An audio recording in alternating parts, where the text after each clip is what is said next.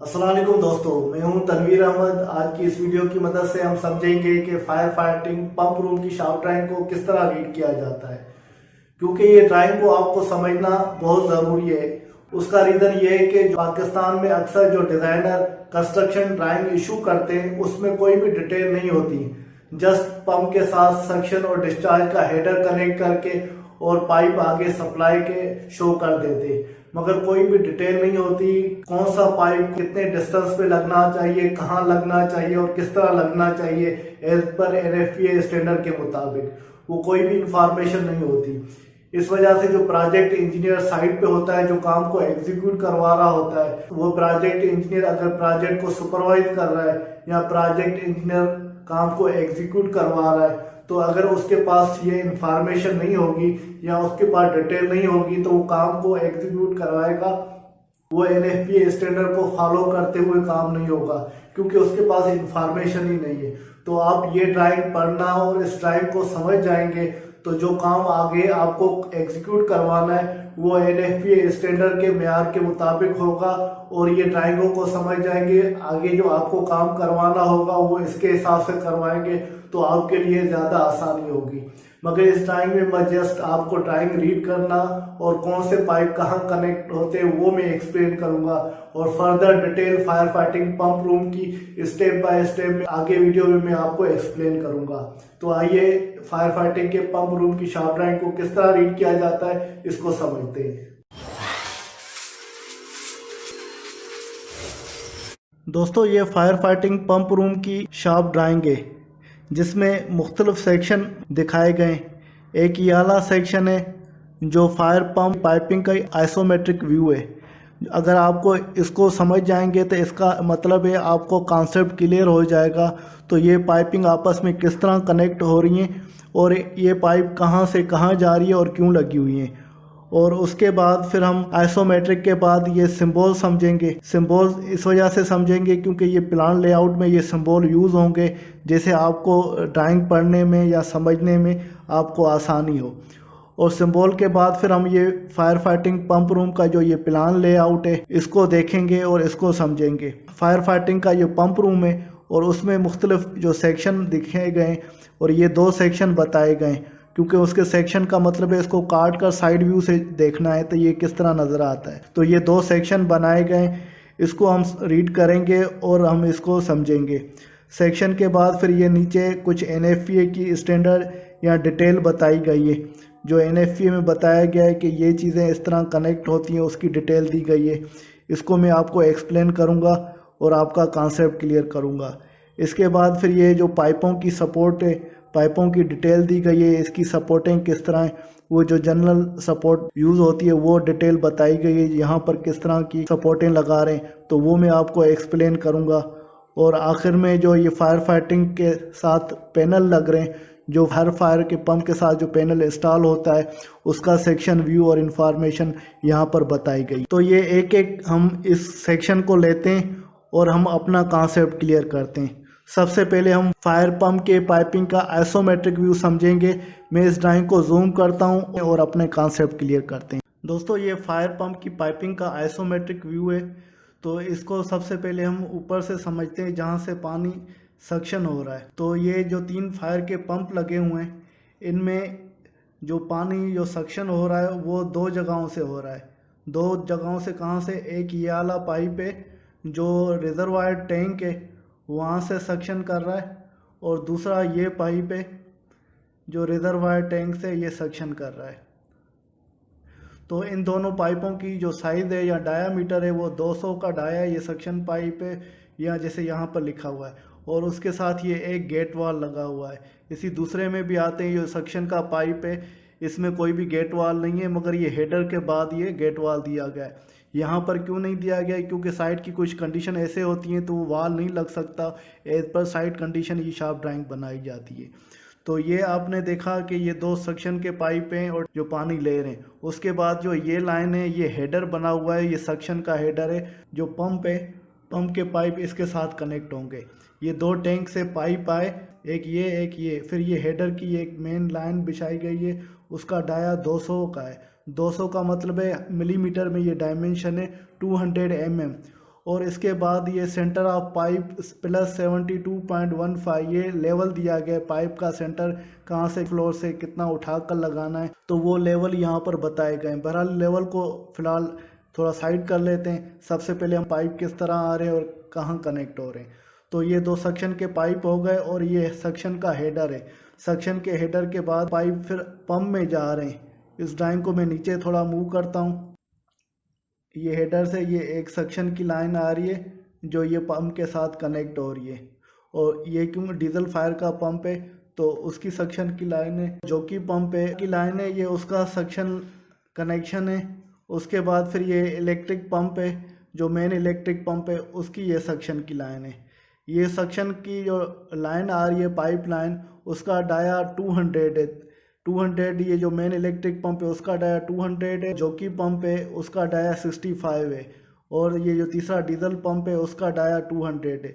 जो electric pump और diesel pump है इनकी कैपेसिटी तकरीबन सेम होती है। अगर बिजली नहीं हो तो फिर डीजल का पंप आप चलाकर पानी जो है फायर के सिस्टम में दे सकते हैं। और जो कि पंप की लाइन छोटी होती है जिसका डाया 65 mm में, जिसको 2.5 इंच आप कह सकते हैं। तो ये सेक्शन की लाइनों में तीनों में ये गेट वाल लगे हुए हैं। इसमें भी गेट वाल दिया गया, दूसरे में भी, तीसरे में। इसका मतलब है तीनों में ये गेट वाल दिए गए। गेट वाल का मतलब है ये OSY वाल। फायर फाइटिंग में हमेशा OSY वाल लगते हैं। क्यों लगते हैं वो ऑलरेडी मैं आपको एक्सप्लेन कर चुका हूँ, इसको मैं एक्सप्लेन नहीं कर रहा यहाँ पर। फिर आगे चलते हैं। ये हमारे 3 पंप लगे हुए हैं। ये डीजल पंप है, और दूसरा ये जॉकी पंप है, और तीसरा ये मेन इलेक्ट्रिक पंप है।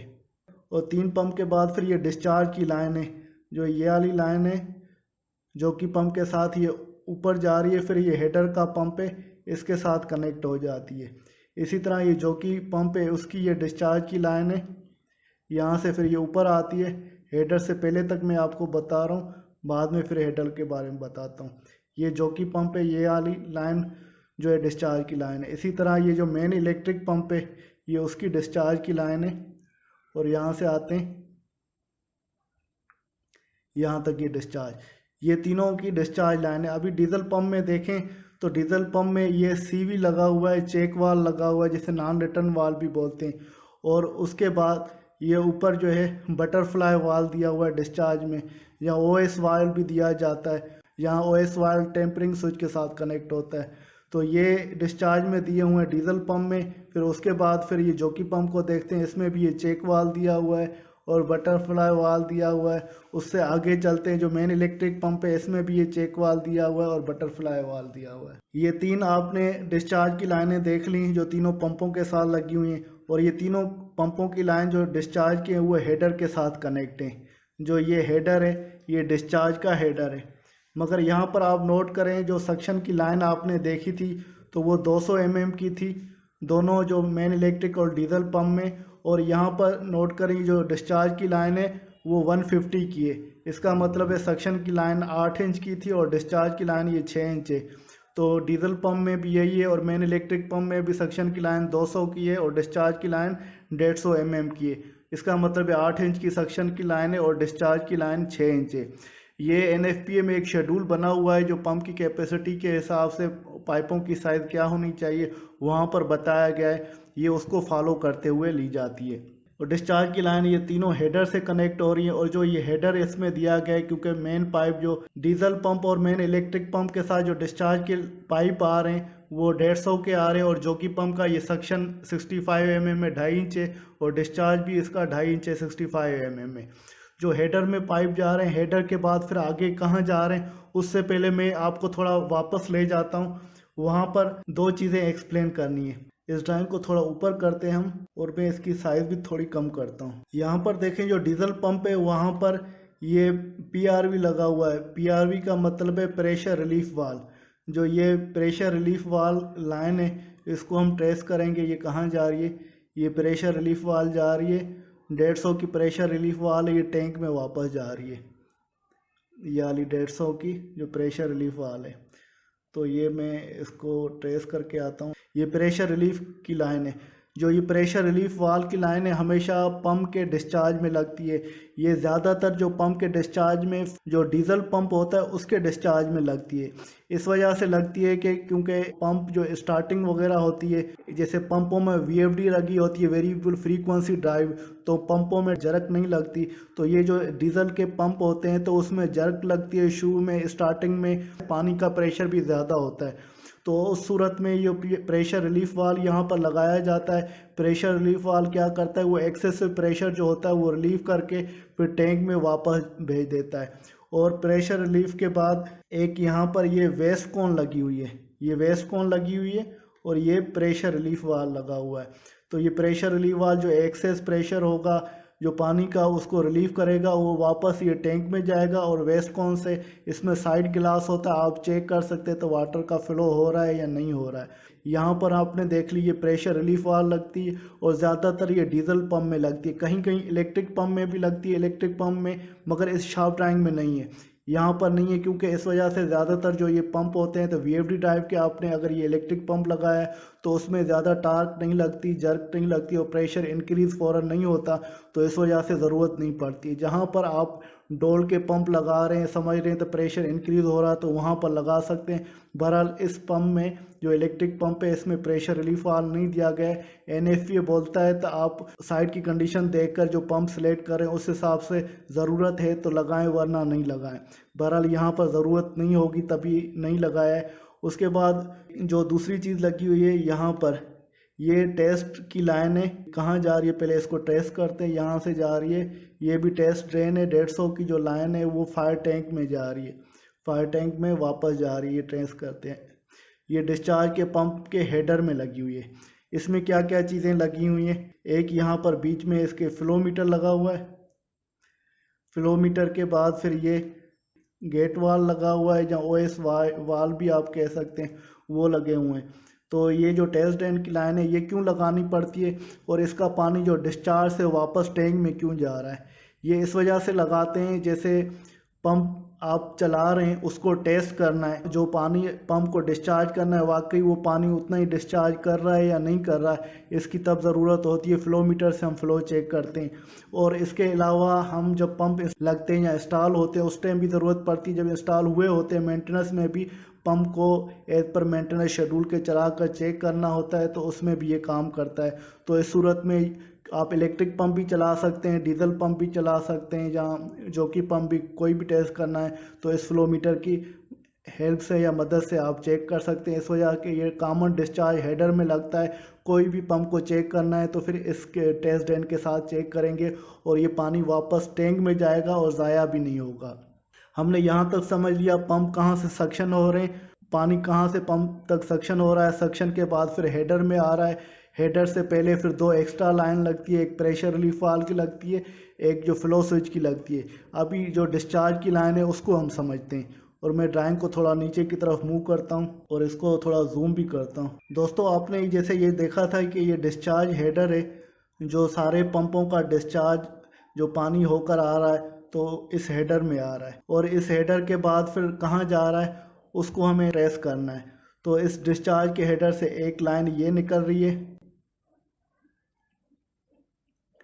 और ये डिस्चार्ज हो रही है और इसी के साथ एक और लाइन भी निकल रही है, ये वाली डिस्चार्ज हो रही है। तो इस हेडर से ये एक लाइन ही डिस्चार्ज हो रही है, फिर ये आगे 2 हिस्सों में डिस्ट्रीब्यूट हो जाती है। एक में यहाँ पर ये लिखा हुआ है और wet riser pipe WRP, wet riser pipe जो सिस्टम में जो राइज़र पाइप होंगे, वेट राइज़र पाइप है। राइज़र जो आपके फायर ज़्यादातर फायर हाइड्रेंट के होते हैं या फायर हाउस कैबिनेट लगी होती हैं या लैंडिंग वाल होते हैं, ये उसके लिए जा रही है। और दूसरा यहाँ पर लिखा हुआ है जो 150 की डिस्चार्ज का पाइप है वो सिस्टम में जा रहा है। ये जो सिस्टम में जा रहा है, फायर स्पिंकलर भी लगे हो सकते हैं वहाँ भी जा रहा है, कोई भी सिस्टम में। बहरहाल हमें ड्राइंग का पता नहीं है। अभी यहाँ पर 2 निकल रही है, एक हाइड्रेंट वेट राइज़र में जा रहा है और दूसरा डिस्चार्ज पाइप सिस्टम में जा रहे हैं, वो स्पिंकलर के या कोई और सिस्टम हो सकता है वहाँ पर जा रहे हैं। दोस्तों यहाँ पर जो आपने ये डिस्चार्ज की लाइनें देखी उसमें 2 आउटलेट निकल रही हैं, एक ये वाला आउटलेट निकल रहा है और ये एक ये वाला आउटलेट निकल रहा है। मगर इन दोनों आउटलेट में या जो भी डिस्चार्ज जो बिल्डिंग में जा रहा है यहाँ पर कहीं भी मेंशन नहीं हुआ कि अलार्म चेक वाल लगेगा। और दूसरा जो ब्रीचिंग इनलेट की लाइन होती है जो बिल्डिंग से बाहर से पानी आता है और इस सिस्टम में दाखिल हो जाता है। इन केस आप बिल्डिंग की टैंक में पानी ख़त्म हो गया है तो ब्रीचिंग इनलेट की कनेक्शन होती है वो फायर फाइटिंग पंप रूम में आ रही होती है और फिर बाद में वहाँ से पानी सारे सिस्टम में सप्लाई होगा। ये एक दो चीज़ें आपको नोट करनी है। सपोज़ करते हैं ये डिस्चार्ज की जो लाइन है जो फायर फाइटिंग की है स्प्रिंकलर सिस्टम के लिए अलार्म चेक वाल असेंबली ज़रूर लगेगी। अलार्म चेक वाल असेंबली वहाँ लगाई जाती है जहाँ पर ऑटोमेटिक सिस्टम होता है। आप बोलेंगे तो ये तो सारा ऑटोमेटिक सिस्टम है, फिर ये कौन सा ऑटोमेटिक हुआ? ऑटोमेटिक सिस्टम से मतलब ये है कि जो सिस्टम खुद ही चले। जैसे हम फायर होज कैबिनेट को मैन्युअली ऑपरेट करते हैं या फायर होज कनेक्शन को मैन्युअली ऑपरेट करते हैं या हम फायर हाइड्रेंट को मैन्युअली ऑपरेट करते हैं, जबकि जो स्प्रिंकलर वाला सिस्टम होता है उसको हम मैन्युअली ऑपरेट नहीं करते हैं क्योंकि वो स्प्रिंकलर खुद ही टेम्परेचर सेंस करेंगे और फिर वो उसका ग्लास बस्ट होगा तो फिर वाटर की शावरिंग होगी। अगर कहीं आग लग गई है तो वो बुझ जाएगी। उस सूरत में ये जो ऑटोमेटिक सिस्टम होता है उसमें अलार्म चेक वाल असेंबली इंस्टॉल होती है। वो अलार्म चेक वाल असेंबली के बाद फिर ये पाइप जाएगा। और दूसरी चीज़ ये नोट करनी, अलार्म चेक वाल असेंबली में जो चेक वाल होता है उसको हमेशा वर्टिकल लगाना होता है। अगर ये पाइप का लेवल आपका ऊपर है तो उसको यू बना ले, अगर पाइप का लेवल नीचे तो उसको नीचे तो ऊपर पाइप ले जाए। सपोज़ करते ये पाइप का लेवल है, इसको हमें ऊपर लेकर जाना है और फिर ये बाहर सिस्टम में जाएगा। तो उस सूरत में हम इसके जो वर्टिकल पाइप होगा तो उसमें यहाँ पर ये अलार्म चेक वाल असेंबली लगाएंगे क्योंकि अलार्म चेक वाल असेंबली ये वर्टिकली लगती है। अगर वर्टिकल नहीं लगाएंगे तो वो अपना फंक्शन या मकसद पूरा नहीं करेगी। अच्छा, इसके बाद एक दूसरी चीज़ आपको नोट करनी है। दूसरी चीज़ क्या? Breaching inlet. जो ब्रीचिंग इनलेट की लाइन जो फायर डिपार्टमेंट से आती है जो आपको इसमें लगानी होती है, फायर फाइटिंग पंप रूम में आ रही होती है ज़्यादातर, वो पंप के डिस्चार्ज लाइन में लगती है। पंप के डिस्चार्ज लाइन में अभी ये देखें 3 पंप लगे हैं। अभी आपको कन्फ्यूजन होगी कौन सी मैं तीनों में लगाऊं या डिस्चार्ज हेडर में लगाऊं। इनमें आपको कहीं भी नहीं लगानी। अगर आपका स्प्रिंकलर सिस्टम लगा हुआ है तो अलार्म चेक वाल असेंबली, ये जैसे अलार्म चेक वाल असेंबली है, इसके बाद आपको वो लगानी है और फिर वो जाएगी आगे। जो ब्रीचिंग इनलेट बाहर बिल्डिंग में आ रही है और यहाँ से ब्रीचिंग इनलेट से जो फायर की गाड़ी आएगी इसके साथ कनेक्ट हो जाएगी और पानी जो है अंदर बिल्डिंग की तरफ वो ट्रेवल होगा या ट्रांसफ़र होगा। ये एरो में बना देता हूँ। ब्रीचिंग फायर ब्रिगेड की गाड़ी इसके साथ कनेक्ट हो जाएगी, पानी इसमें आएगा, मगर ये लाइन जो है अलार्म चेक वाल असेंबली के बाद कनेक्ट होगी। और ये कंटिन्यूटी में यहाँ पर शो कर देता हूँ। ये आगे फिर स्प्रिंकलर को ये लाइन जा रही है। यहाँ पर मैं लिख लेता हूँ ये कहाँ पर जा रही है लाइन, जैसे आपको आसानी हो। ये स्प्रिंकलर सिस्टम के लिए ये लाइन जाएगी ब्लू, ये वाली मैं इसको ग्रीन से लिखता हूँ। ये जो है ब्रीचिंग इनलेट की लाइन है। Breaching inlet in case of अगर पानी ख़त्म हो गया है बिल्डिंग का तो फिर फायर ब्रिगेड की गाड़ी आएगी और इसके साथ कनेक्ट हो जाएगी और सिस्टम में पानी चला जाएगा। इसी तरह अगर आपके पास ये जैसे ऊपर वाली ये वाली कनेक्शन है, मिसाल तौर ये लैंडिंग वाल के लिए जा रहा है या फायर होज कैबिनेट के लिए जा रहा है या हाइड्रेंट के लिए जा रहा है, तो उस सूरत में अलार्म चेक वाल असेंबली नहीं लगेगी क्योंकि वो मैनुअल सिस्टम ऑपरेट होता है। तो उसके लिए आपको इन्फॉर्मेशन की ज़रूरत ही नहीं है क्योंकि आप ख़ुद उसको ऑपरेट कर रहे हैं। तो यहाँ पर अलार्म चेक वाल असेंबली की लगाने की ज़रूरत नहीं है। यहाँ पर फिर आप ब्रीचिंग इनलेट तो यहाँ पर कैसे लगाएं? तो ब्रीचिंग इनलेट सिर्फ ये सिस्टम लगा हुआ है, फायर हाइड्रेंट वाला लगा हुआ है या फायर होज कैबिनेट वाला लगा हुआ है, तो उसके डिस्चार्ज हेडर में आप लगा लें या डिस्चार्ज हेडर से जो ब्रांच निकल रही है वहाँ पर ब्रीचिंग इनलेट लाइन कनेक्शन कर सकते हैं। ये फायर फाइटिंग का ये स्कीमेटिक जो प्लान लेआउट था मैंने आपको एक्सप्लेन किया। उम्मीद है कि आपका इससे कॉन्सेप्ट क्लियर हो गया होगा। और उसके बाद फिर हम प्लान लेआउट में जाते हैं और यही ड्राइंग हम उसको प्लान लेआउट में समझेंगे। तो ये ड्राइंग प्लान लेआउट में किस तरह ले हुई है और इसके सेक्शन को भी समझते हैं। दोस्तों, फायर फाइटिंग के पंप रूम का प्लान लेआउट और उसकी सेक्शनल डिटेल और दूसरी चीज़ें इंशाल्लाह नेक्स्ट पार्ट में मैं आपको एक्सप्लेन करूँगा क्योंकि ये वीडियो ज़्यादा लेंथी हो जाती है, इस वजह से इस वीडियो के साथ मैंने कंटिन्यू नहीं किया। इंशाल्लाह नेक्स्ट पार्ट में फिर मिलते हैं, तब तक के लिए तनवीर अहमद को इजाज़त दीजिए। अल्लाह हाफिज़।